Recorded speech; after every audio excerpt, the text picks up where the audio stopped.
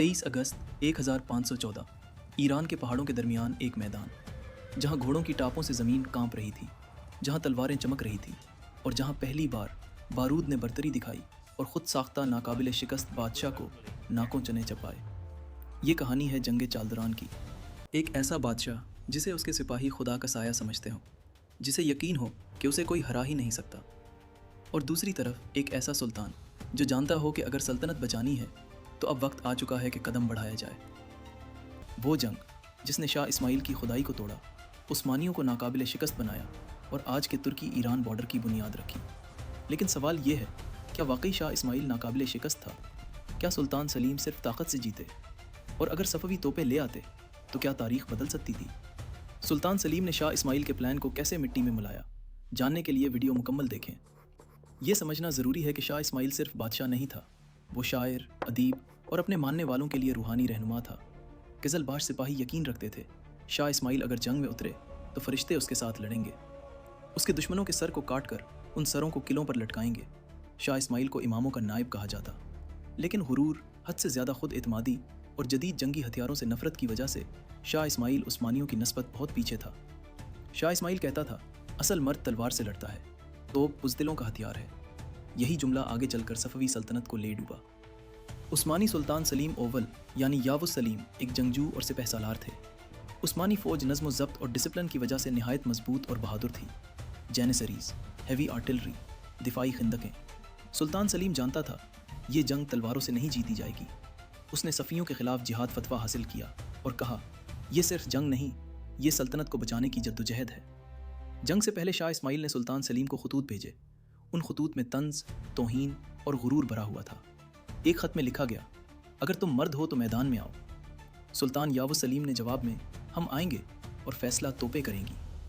उस्मानी फ़ौज 2200 मील का सफ़र तय करके पहुंची। शाह इस्माइल ने ज़मीन को अनाज और पानी से खाली करके उस्मानी फ़ौज को थकाया, मगर जब तबरेज़ की तरफ पेशकदमी ना रुकी तब इस्माइल शाह को मजबूरन जंग के मॉडिफिकर में आना पड़ा। इस्माइल शाह ने चलदरान मैदान का इंतखाब किया। सफ़वी बादशाह शाह इस्माइल उस्मानियों को संभलने या आराम करने से पहले हमले का मंसूबा बनाया।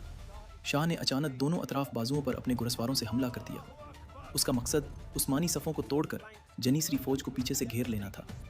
इब्तिदा में ये हिकमत अमली कामयाब रही।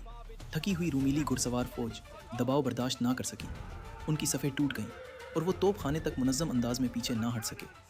मगर हस्बे मामूल जनीसरीज़ डट गए और इस्माइल शाह के घुड़सवारों को रोक लिया। सफ़वी फ़ौज के बाएं बाजू पर उस्ताजलो मोहम्मद खान उस्मानी चाल को समझ ना सके। उधर उस्मानी कमांडर सिनान पाशा खामोशी से अपनी फ़ौज को इतराफ़ में फैला रहे थे। उस्ताजलो ने पेशकदमी जारी रखी और अचानक खुद को उस्मानी प्यादा फ़ौज आज़ब के सामने पाया।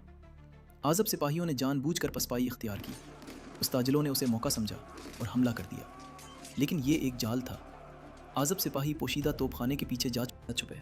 अगले ही लम्हे उस्मानी तोपों ने गोलाबारी शुरू कर दी। शदीद धमाकों ने सफ़वी फ़ौज को बदहवास कर दिया। सिपाही भागने लगे। सिनान पाशा ने उस्ताजलू के लश्कर को चारों तरफ से घेर लिया। यूं शाह इस्माइल का बायां बाजू मुकम्मल तौर पर तबाह हो गया। अब फैसला कुन लम्हा आ चुका था। यावुस सुल्तान सलीम ने जनीसरी फ़ौज को आगे बढ़ने का हुक्म दिया।